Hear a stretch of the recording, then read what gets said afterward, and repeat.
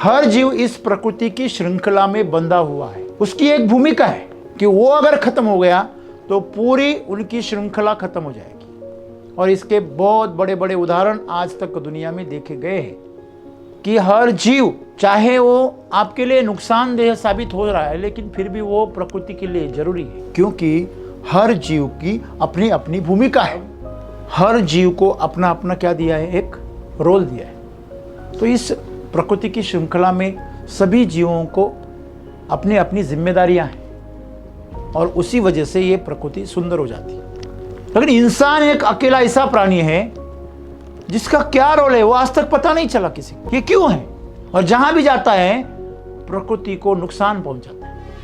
वास्तविक तौर पे अगर हम थोड़ा समझे तो मनुष्य इस धरती का सबसे सुंदर प्राणी है और सबसे बुद्धिमान प्राणी।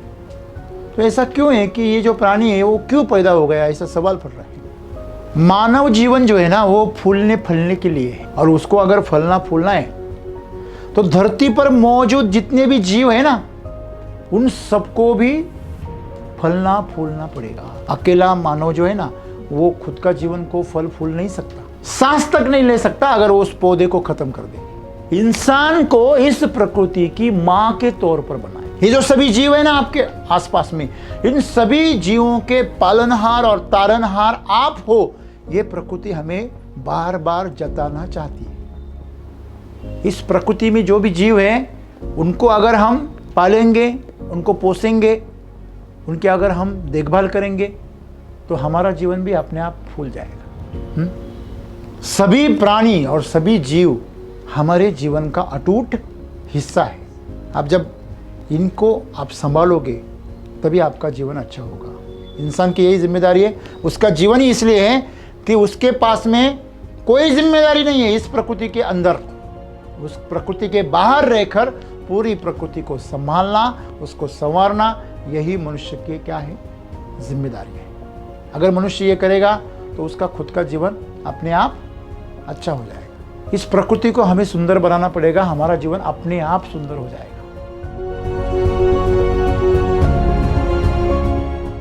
दोस्तों, जब हम प्रकृति की बात करते हैं तब प्रकृति का मतलब क्या होता है, नेचुरल।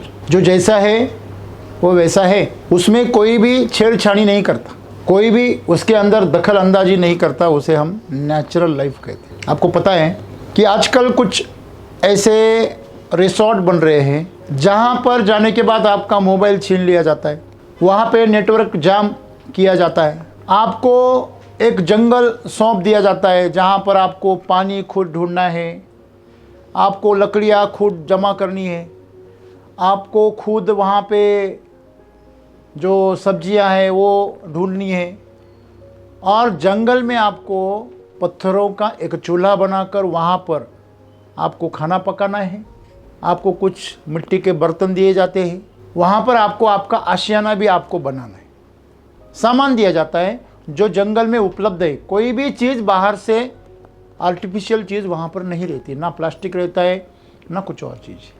तो आपको वहाँ पर 8 दिन 10 दिन जितने भी आप चाहें उतने दिन आप रह सकते हैं, लेकिन आप पूरी दुनिया से डिस्कनेक्ट किए जाते हैं। और लोग खूब जाते हैं वहाँ पर, हज़ारों रुपए फीस भरकर वहाँ पर लोग जाते हैं। क्यों? इस सवाल का जवाब ढूंढना बहुत जरूरी है।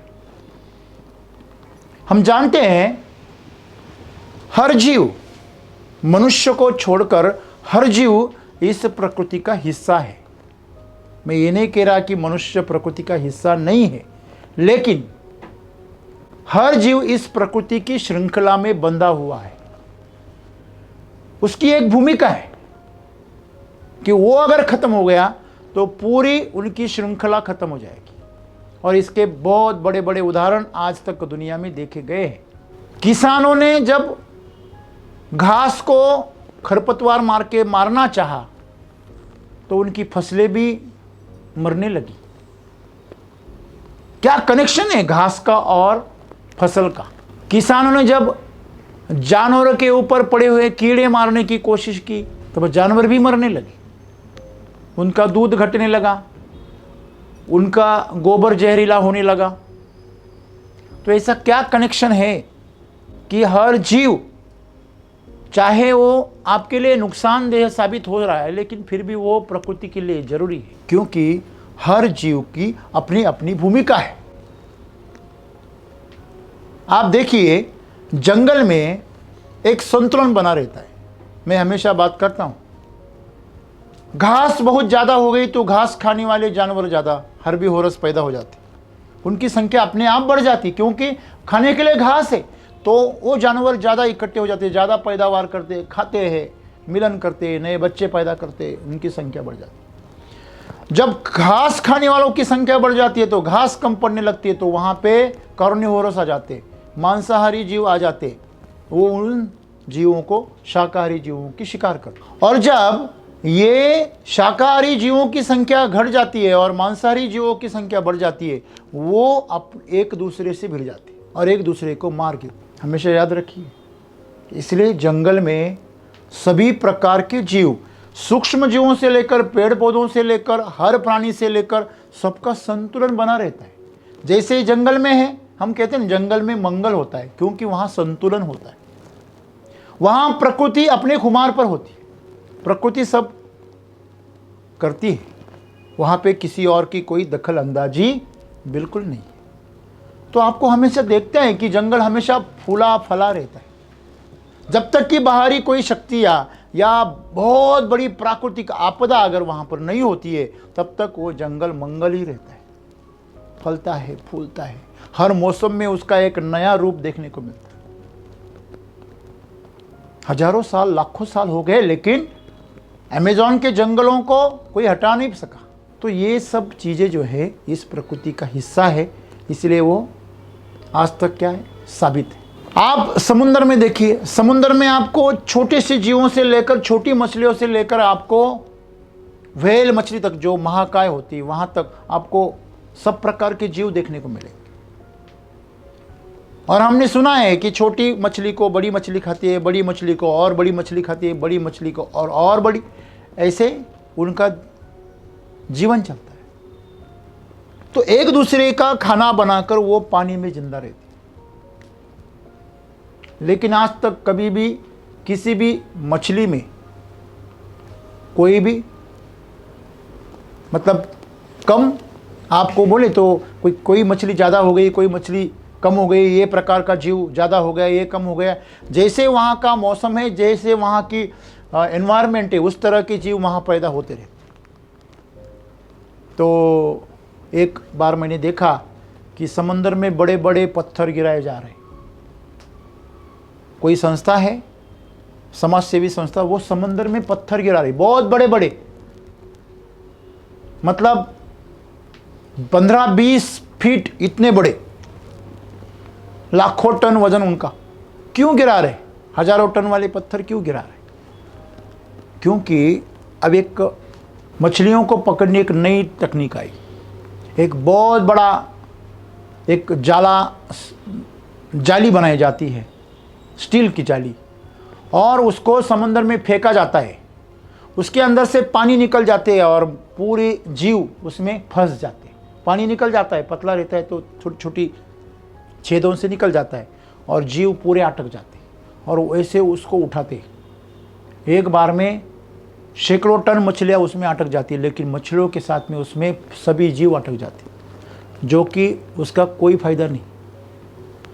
मछलियों की शिकार करने के चक्कर में बाकी जीवों को खतरा साबित हो रहा है, और इससे पूरा जो समंदर है उसका संतुलन बिगड़ रहा है, उसका पानी जो है वो खराब हो रहा है। क्योंकि हर जीव को हर खाना दिया है। हमारे लिए जो खाना है, हमारे लिए जो गंदगी है, वो किसी जीव के लिए खाना है।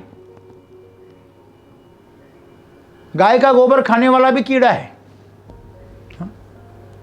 मतलब हर जीव को अपना अपना क्या दिया है, एक रोल दिया है। तो इस प्रकृति की श्रृंखला में सभी जीवों को अपनी अपनी जिम्मेदारियां हैं, और उसी वजह से ये प्रकृति सुंदर हो जाती है। लेकिन इंसान एक अकेला ऐसा प्राणी है जिसका क्या रोल है वो आज तक पता नहीं चला किसी को, ये क्यों है, और जहां भी जाता है प्रकृति को नुकसान पहुंचाता है। लोग तो ऐसे भी सोचते हैं कि पूरी प्रकृति हमारे मतलब हमारे सुख के लिए, हमारे भोगों के लिए पैदा की गई। लेकिन ये मनुष्य की सबसे बड़ी भूल है। ये अभी जो प्राकृतिक आपदाएं आ रही है ना मनुष्य के ऊपर, वो साबित कर रही है। जो बड़े तौर पर आज भूस्खलन हो रहे, आज इतने बड़े तूफान आ रहे, बाढ़ आ रही है, कितनी सारी बारिश हो रही है। एक जगह पे बहुत बारिश हो रही है, एक जगह पे बारिश ही नहीं। तो ये सब चीज़ें किस ओर इशारा कर रही है? ये इशारा कर रही है कि प्रकृति का संतुलन बिगड़ गया है। हाँ? अरे चाइना ने तो इतना बड़ा डैम बना डाला कि उसकी वजन से प्रकृति की परिवलन में भी गति में बदलाव आ गया, थोड़ी धीमी हो गई। एक ही जगह पे बहुत सारा वजन बनाने की वजह से। मुझे बड़ी हंसी आती है जब लोग अपनी कंपनी का नाम रखते हैं, जेसीबी वाली कंपनी होती है ना, तो उसका नाम रखते हैं वो अर्थ मूवर्स। अभी ये धरती को घुमाने लगे, इधर की धरती उधर कर देते, हाँ, और उसी धरती पे बैठे। हाँ, ये शेख चिल्ली उसी टहनी पे बैठा और उसी टहनी को काट रहा है। तो ये सब क्यों हो रहा है? वास्तविक तौर पे अगर हम थोड़ा समझे तो मनुष्य इस धरती का सबसे सुंदर प्राणी है और सबसे बुद्धिमान प्राणी। तो ऐसा क्यों है कि ये जो प्राणी है वो क्यों पैदा हो गया, ऐसा सवाल पड़ रहा है। तो बात ये नहीं है, मनुष्य मनुष्यता को भूल गया। मैं कौन हूं, इसी चीज को वो भूल गया, बाकी सब उसको पता है। दूसरों लोगों को और चीज़ों को समझने की चक्कर में, दुनिया को जानने की चक्कर में, उस जिज्ञासा की चक्कर में वो अपन कौन है, हम कौन है और क्यों है, इसके बारे में अनजान है। अगर इसका सवाल दिमाग में आ गया तो वो तुरंत अपने दिमाग को डाइवर्ट कर देता है, या तो मनोरंजन में, या शराब में, या किसी नशा में, या नींद में, या तमस में। बहुत ज़्यादा खाना खाएगा, सो जाएगा, दिमाग को धक्का नहीं लगा देगा। हाँ? गोली मार भेजे में गाना सुना है ना आपने, गोली मार, और मारते हैं लोग। बहुत सारे लोगों ने देखा होगा कि आपने भेजे में क्या मार ली थी, गोली मारते। क्यों? भेजा शोर करता है। भेजा किसका है? किसका है? मनुष्य का। और वो शोर वही कर रहा है, और उसको मारने का जो आदेश है वो भी कौन दे रहा है? वो खुद दे रहा है। हाँ, इसे आप क्या कहेंगे? होशियारी तो बिल्कुल नहीं कहेंगे। हाँ? अगर खुद को मारना ही था तो इतना बड़ा क्यों हुआ है भाई? हाँ, तुझे इतना बड़ा होने की चाहत क्यों है? पैदा ही ना होता तो अच्छा था। लेकिन यहाँ पे सबसे समझदारी भरी बात क्या है, सदगुरु जो आज हमें बता रहे। मानव जीवन जो है ना, वो फूलने फलने के लिए है, और उसको अगर फलना फूलना है तो धरती पर मौजूद जितने भी जीव है ना, उन सबको भी फलना फूलना पड़ेगा। अकेला मानव जो है ना, वो खुद का जीवन को फल फूल नहीं सकता, सांस तक नहीं ले सकता। अगर वो उस पौधे को खत्म कर दे, अगर सभी पौधों को खत्म कर दे तो वो सांस तक नहीं ले सकता। और आज आदमी क्या कर रहा है? पौधों को कटा रहे हैं और घर में लकड़ी का कलर दे रहे। फर्नीचर लकड़ी का होता नहीं, लेकिन कलर कैसे देते हैं? लकड़ी का। क्यों? आभास करना है। मतलब भेड़ ने जैसे सिंह की, शेर की खाल पहनी हो, ऐसे हमारे जीवन हो गए पूरा नकली। ऐसा क्यों हो रहा है? क्योंकि आदमी जो इंसान है वो इस प्रकृति से टूट गया, और वो प्रकृति को जुदा समझता है और अपने आप को जुदा समझता है। मैं इस प्रकृति का राजा हूं और यहाँ पे मेरा साम्राज्य है, और साम्राज्य खड़ा करते करते वो अपने आप को खत्म कर देता है। साम्राज्य तो खड़ा हो जाता है, लेकिन उसे भोगने वाला ढह जाता है। आपको पता है, जितने भी भ्रष्टाचार से जमाखोरी करने वाले लोग हैं, चाहे वो अधिकारी हो या बिजनेसमैन हो या नेता हो, उनके बच्चे लापरवाह और बिल्कुल बदमाश और बिल्कुल मतलब कमज़ोर पैदा हो रहे हैं। उनको कुछ ना कुछ बीमारी है, उनको गलत आदतें हैं। तो ये क्यों है? हर पैसे वाले के पास, जिसका पैसा गलत मार्ग से आया है, उसके घर में बीमारी होती है, तकलीफ होती है। इतनी बड़ी तकलीफ होती है, या तो बच्चा अपंग होता है या तो बच्चा बदमाश होता है। ऐसा क्यों है?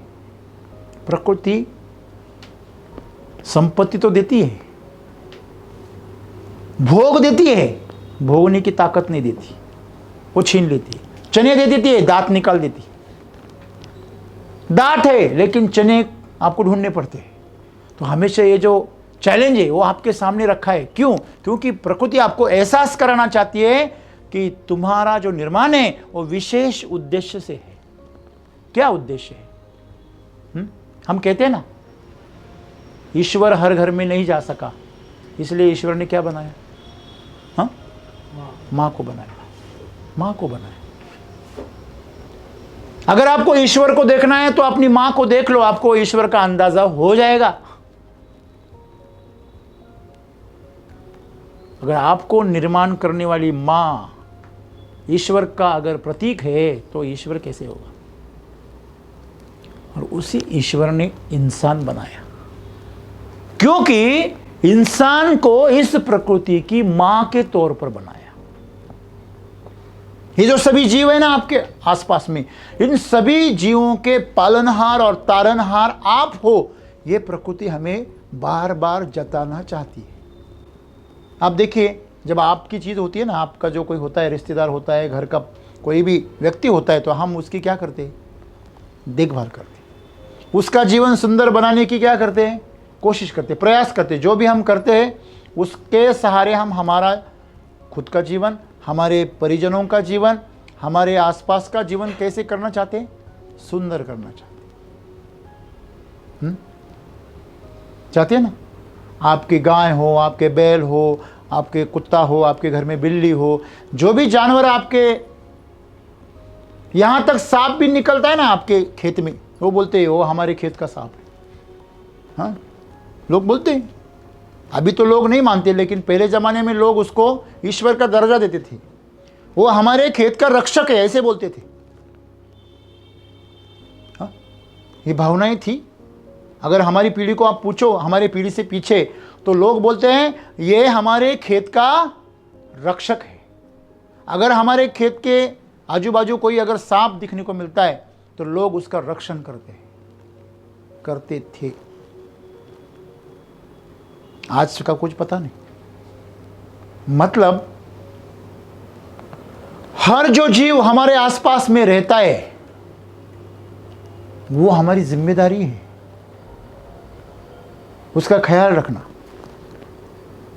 शायद आपको पता ना हो, सद्गुरु जब छोटे थे, उनकी दादी थी, मेरे ख्याल से दादी थी या नानी थी पता, लेकिन थी।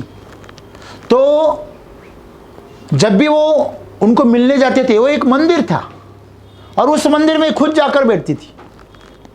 उसने एक मंदिर बनाया था और उस मंदिर में खुद जाकर बैठती थी, देवी बनकर।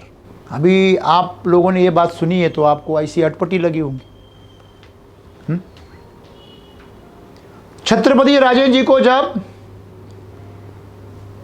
सबसे पिछली लाइन में खड़ा किया औरंगजेब ने, तो अपमान हुआ। जो किल्लत दी जा रही थी उसको उड़ा दिया, नकार दिया और नाराज होकर सभा से निकल गए। वो क्या अपमान करेगा? उसका अपमान कर दिया, औरंगजेब का अपमान कर दिया। क्यों? जानते थे हम भी किसी से कम नहीं है। हमने जो स्वराज्य खड़ा किया वो खून पसीने से, एक एक मराठा के खून से निर्माण किया।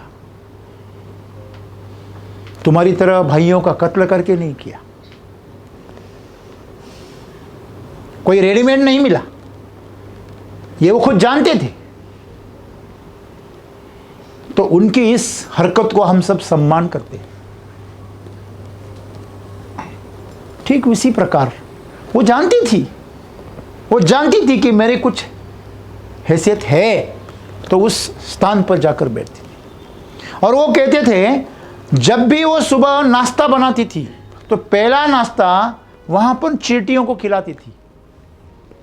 वहां पर जो भी चूहे थे, जो भी प्राणी थे छोटे छोटे, उन सब कीड़ों को, कीट सबको खिलाती थी। अगर मैं जाता था वहां पे और चींटियों को हटाने की कोशिश करता था या मारने की, तो मुझे वो डांटती थी। मैं छोटा था। तो समझने वाली बात क्या है, इस प्रकृति में जो भी जीव है उनको अगर हम पालेंगे, उनको पोसेंगे, उनकी अगर हम देखभाल करेंगे, तो हमारा जीवन भी अपने आप फूल जाएगा, अच्छा हो जाएगा, खुशहाल हो जाएगा। लेकिन जिस भी दिन आप मारने की कोशिश करोगे ना, तो उस श्रृंखला में आखिरी मौत आपकी होगी। चीन ने क्या किया, चाइना में कुछ साल पहले सभी पंछियों को मार दिया गया। क्यों?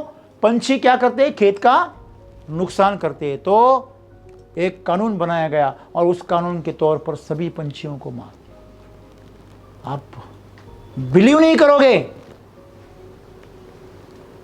कीटों का उत्पाद इतना हुआ कि फसल ही खाने को नहीं बची, पौधे ही नहीं बचे, अकाल पड़ गया, लाखों लोग आहत हो गए, परेशान हो गई सरकार, अकाल पड़ गए, माइग्रेशन करने पड़े बड़े बड़े गांवों को। उस गांव में कुछ उगना ही बंद हो गया। बस पंछी तो मारे थे। लेकिन मैंने जो आपको बोला कि अमेरिका में गार्डन था, एक अभयारण्य था, उस अभयारण्य में सिर्फ भेड़ियों को मारा गया था। बस भेड़ियों को मारा गया था उनकी खाल के लिए, और उसकी चमड़ी से कुछ गैजेट्स बनाते थे, उस बैग बनाते थे, जूते वगैरह बनाते थे, और बहुत कीमती मिलते थे। तो उसको सब खत्म किया। तो वो पूरी जगह, सैकड़ों चौरस किलोमीटर की जगह पूरी बंजर हो गई। झरने सूख गए, घास सूख गई, पेड़ सूख गए। तो ऐसा क्यों हुआ? जब उसका सर्वे किया गया तो मालूम पड़ा कि वहाँ के भेड़ खत्म हो गए। इसलिए वहाँ पे जो घास चरने वाले हिरन थे या और शाकाहारी प्राणी थे, उनकी संख्या बढ़ गई। उन्होंने पूरी घास सफाचट कर दी और खा के वो, वहाँ पे पानी नहीं था इसलिए दूसरी जगह पे चले गए। क्योंकि जितनी घास खाई गई, उन पौधे खाए गए, ज़मीन के अंदर जो पानी बचता था उसका मल्चिंग ख़त्म हो गया, तो पानी पूरा इवेपोरेट हो गया। और कुछ सालों में ही वहाँ पे पानी कम हो गया, और पानी कम होने से घास कम हो गई, घास कम होने से ये प्राणी चले गए। जीवो जीवोश्च जीवनम। तो यही बात है, मनुष्य आज किसी के आधार पर नहीं है, ऐसा वो खुद को बता रहा है। लेकिन सांस लेने के लिए उसे पौधे चाहिए, खाना खाने के लिए उसे जमीन चाहिए, घर के लिए उसे मिट्टी पानी चाहिए, हाँ, पत्थर चाहिए, उसे पहनने के लिए कपड़ा चाहिए। कहाँ से आती है? सब धरती से आती, बराबर, जानवरों से आती।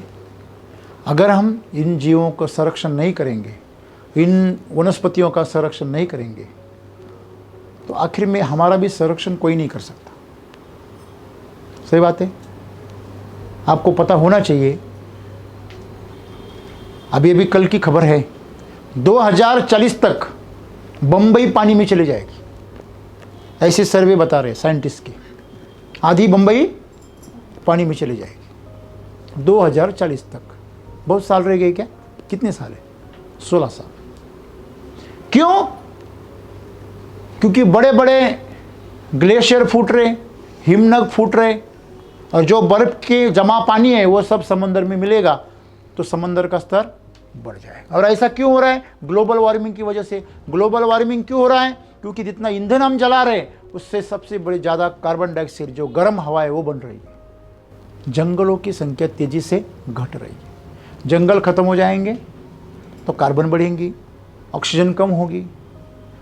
कार्बन डाइऑक्साइड एक गर्म हवा है, उससे ग्लोबल वार्मिंग बढ़ती है। जितनी हीट बढ़ेगी उतना बर्फ पिघलेगी, जितनी बर्फ पिघलेगी उतना जल का स्तर बढ़ेगा। हिमालय पिघल रहा है, ग्लेशियर्स पिघल रहे हैं, वो आर्कटिक का जो महासागर है वहाँ वो भी पिघल रहा है। अभी आज गंगोत्री से जो पानी बहता है गंगा का, वो पानी किस में से निकलता है? ग्लेशियर से तो निकलता है, बर्फ से तो निकलता है। तो हमेशा याद रखिए कि ये जो प्रकृति है, इस प्रकृति को हमें सुंदर बनाना पड़ेगा। हमारा जीवन अपने आप सुंदर हो जाएगा। मतलब सिर्फ हमारे फेफड़े पौधे पर लटके हुए नहीं है, हमारी आधी जिंदगी प्रकृति के हाथ में। आधी जिंदगी हमारे हाथ में, लेकिन आधी पूरी जीवन है हमारा वो प्रकृति के हाथ में। तो हमारे आसपास की जो प्रकृति है इसको हम जितना संवारेंगे, संरक्षण करेंगे, सुंदर बनाएंगे, उतना हमारा जीवन सुंदर बनेगा। इसके सिवा दूसरा कोई रास्ता नहीं है। और इसमें ख्याल रखें, इसमें सभी जीवों में मनुष्य भी आते हैं। मतलब सिर्फ हमें जीवों का ख्याल नहीं, कुछ लोग बहुत जीवों के प्रति, प्राणियों के प्रति बहुत संवेदनशील हो जाते हैं और इंसान के प्रति कठोर हो जाते हैं। ये भी गलत है। सभी जीवों में इंसान भी आते हैं। आपको हर एक के प्रति क्या होना पड़ेगा? संवेदनशील होना पड़ेगा। और सबका, जितना आप खुद का ख्याल रख रहे हैं वैसे हर चीज़ का ख्याल रखो। और इस जीवन को क्या बनाओ? सुंदर बनाओ। सबको सुंदर बनाए बिना आपका खुद का जीवन कभी भी सुंदर नहीं बनेगा। ये हमेशा याद रखिए। तो आइए इस प्रकृति को, हमारे आसपास के पूरे जीवन को, पौधों को, जानवरों को, हर जीव को हम संभालें। आपको पता है हमारी संस्कृति में हर प्राणी का एक दर्जा है। चूहा जो है, चूहा, वो किसका वाहन है? हाँ। देखो, चूहे को गणेश का वाहन बनाया और उनके पिता के गले में उसका शत्रु बिठाया। कौन? सांप। समझ में बात आ रही? और मां के हाथ में क्या दे दी? तलवार दे दी ना। समझो इन बातों को। हमारे ये एक भगवान का जो वाहन है वो क्या है? मोर है? एक भगवान का वाहन क्या है? बैल है? नहीं है? नंदी क्या है? तो आप अगर श्री गुरुदेव दत्त जी को देखेंगे तो उनके पीछे हमेशा गाय रहती है और दोनों बाजू कुत्ते रहते। हम उनकी कल्पना नहीं कर सकते उनके बिना। उनकी फोटो देखो, मूर्ति देखो, आप उनके साथ ही देखेंगे। ये क्या संदेश है? सभी प्राणी और सभी जीव हमारे जीवन का अटूट हिस्सा है। आप जब इनको आप संभालोगे तभी आपका जीवन अच्छा होगा। और यही मनुष्य की जिम्मेदारी है, इंसान की यही जिम्मेदारी है। उसका जीवन ही इसलिए है कि उसके पास में कोई जिम्मेदारी नहीं है इस प्रकृति के अंदर। उस प्रकृति के बाहर रहकर पूरी प्रकृति को संभालना, उसको संवारना, यही मनुष्य की क्या है? जिम्मेदारी है। अगर मनुष्य ये करेगा तो उसका खुद का जीवन अपने आप अच्छा हो जाएगा। बराबर है? कोई भी घर में जो बुजुर्ग होते हैं ना, वो हमेशा जो अपने नाती पोती होते हैं ना उनको खुश रखने की कोशिश करते हैं। घर वालों को क्या रखने की कोशिश करते हैं? खुश। क्यों? क्योंकि उनको पता है वो जड़ है और वो उसका क्या है? नया नया निकला शूट है। और वही पौधे का जो अंकुर जो अच्छी तरह से खिलेगा तभी उसकी जड़ें कैसी रहेगी? सुरक्षित रहेगी। पत्तों को संभालेगा पौधा, तभी उसकी जड़ें साबित रहेंगी, हमेशा याद रहिए। और जब जड़ें साबित रहेंगी तभी पत्ते बड़े होंगे। तो ये दूसरे के ऊपर क्या है, डिपेंड है। तो यही हमें सीखना है। तो यही अगर हम सीखेंगे कि हमारा जीवन किसी से भी जुदा नहीं है, ना इस इंसान से, ना इस इंसान से, ना इस जीवों से, उससे हमारा, हम किसी को अगर नुकसान पहुंचाते हैं तो वो एक तरह से खुद को नुकसान पहुंचाना है। तत्वमसि श्वेत केतु, ये जो हमने सुना है ना संस्कृत में, उसका मतलब ही ऐसा होता है, जब एक साधु को कोई अंग्रेज मार रहा था तो उसने ये बोला जो हमारे ऋषि मुनियों ने बोला था कि जो तू है वही मैं हूं और जो मैं हूं वही तू है। अगर आप जानेंगे सामने वाले प्राणी में भी आप ही हो तो आप उससे डरेंगे? हाँ, आपका जो घर वाले होते हैं ना, उनसे आप डरते हैं क्या? क्यों? आपको पता है उनमें भी वही खून है जो मेरे के अंदर है। सही है गलत है?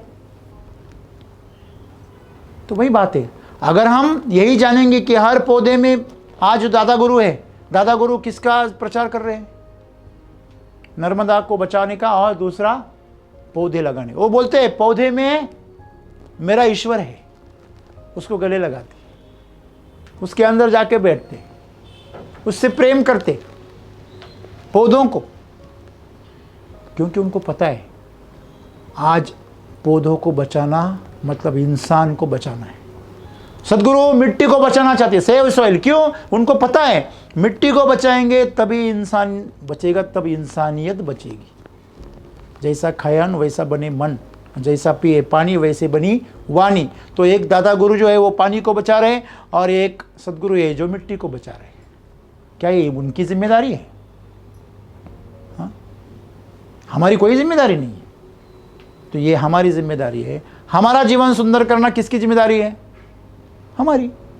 लेकिन हम समझ नहीं रहे हैं, बड़े अज्ञानी हैं, बड़े मूर्ख हैं, जो खुद के पैरों पे क्या मार रहे हैं? कुल्हाड़ी मार रहे हैं। समझ रहे हैं मुझे क्या? आप ऊपर जाकर पहाड़ी को आप कुरेद रहे हो। मालिन का जो उदाहरण है, पुणे जिले में जो मालिन गांव था, वो क्यों दब गया मिट्टी के नीचे? क्या वो प्रकृति की आपदा थी? बिल्कुल नहीं, वो मानवीय भूल थी। उन्होंने गांव के पीछे के जो पहाड़ था उसको पूरी तरह उन्होंने क्या किया, वो अर्थ मूवर्स है ना, उन्होंने उसको पूरा वहाँ पे खेत बनाए, वहाँ पे एक तालाब बनाया, प्रकृति की रचना को ठेस पहुँचाई। और फिर पानी झिरपते झिरपते पूरे मिट्टी में कीचड़ हो गया और पूरा एक साथ नीचे आ गया।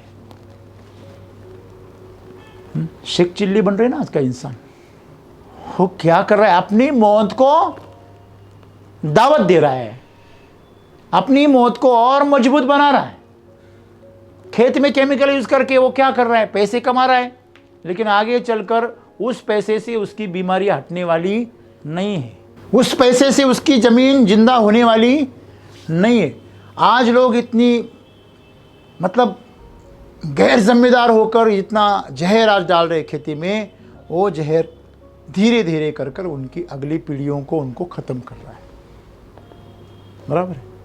तो उनको लगता है कि नहीं हमने घास को मार दिया। नहीं नहीं, तुमने तुम्हारे नाती पोती को मार दिया। वो इसे खाएंगे मर जाएंगे, तुम तो निकल गए, वो मरेंगे आज नहीं तो कल। ये जहर का जो बीज है ना, उससे बड़ा पौधा बनेगा और वो बड़ा बनकर सबको खत्म कर दे। तो अगर खुद को बचाना है तो प्रकृति को बचाइए, खुद का जीवन सुंदर करना है तो प्रकृति को सुंदर बनाइए। हाँ, तो जब हम काम कर रहे हैं हमें बहुत आनंद होता है कि हम एक अच्छा काम कर रहे हैं, हम प्रकृति की महत्ता को और बढ़ा रहे हैं और चमत्कार के ऊपर चमत्कार हो रहे हैं। प्रकृति के साथ चलो, जैसे प्रकृति का जीवन सुंदर बनेगा आपका जीवन सुंदर बनेगा। धन्यवाद।